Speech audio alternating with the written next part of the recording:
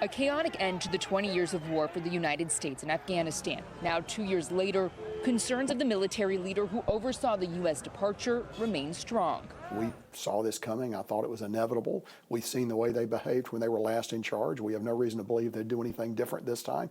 They have not. Retired General Frank McKenzie, who led U.S. Central Command, now watches what he calls the disintegration of Afghan society at the hands of the Taliban. That's very disturbing to me, and I think very disturbing to anyone who put their life on the line in Afghanistan to try to create a different outcome.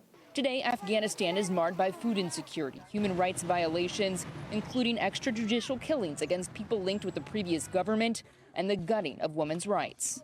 Now, the thing that probably operationally is more concerning is ISIS has been given an opportunity to grow in the ungoverned spaces where the Taliban can't get to them, and ISIS still intends to conduct attacks against the United States. So that's very worrisome.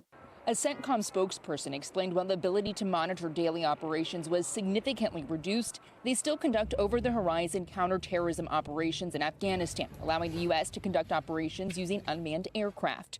It's something President Biden pointed to in vowing to continue fighting terrorism. Is that the right approach? Is it working? We felt at the beginning it would be very difficult to exercise from an over-the-horizon capability. In about 2 years, we've done one strike. I would think that's probably indicative of the difficulty of trying to conduct these kinds of operations, frankly.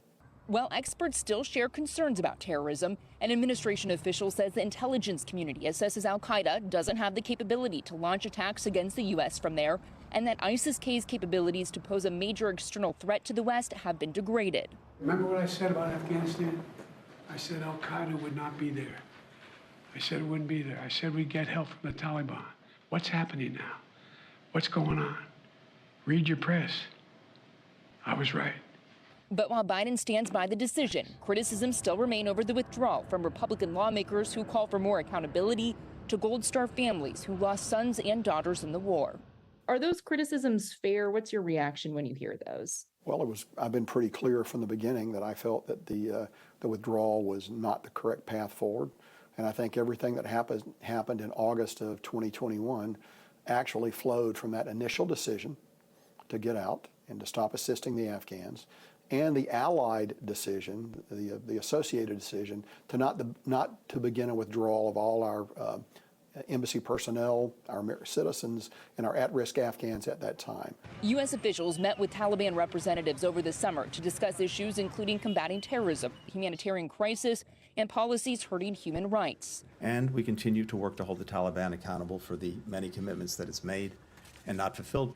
The administration plans to continue engaging with the Taliban on issues of concern, though notes that doesn't imply recognition when it comes to next steps. I think we need to work with our neighbors in the region. By that, our friends in the region, neighbors of Afghanistan in the region. We need to work with them to try to increase our ability to see into Afghanistan. And we need to hope that we can provide increasing pressure on the Taliban to at least do some of the things, the very basic things that they need to do in order to be a responsible member of the family of nations. They've shown no intention to do that, so I am not optimistic, and I'm afraid it's going to be another long, hard winter in Afghanistan as a result of that.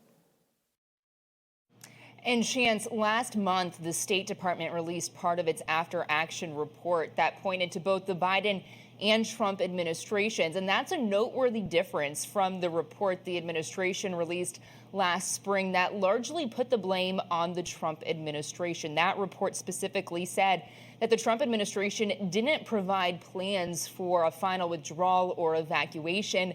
When we asked General McKenzie about plans, he said they had detailed ones for evacuations and withdrawals that were constantly updated for non-combatant evacuations. But he notes the decision to execute plans is one that's not left with the uniform. But really important to note here, top of mind for General McKenzie was remembering the 13 U.S. service members killed during the withdrawal. Chance.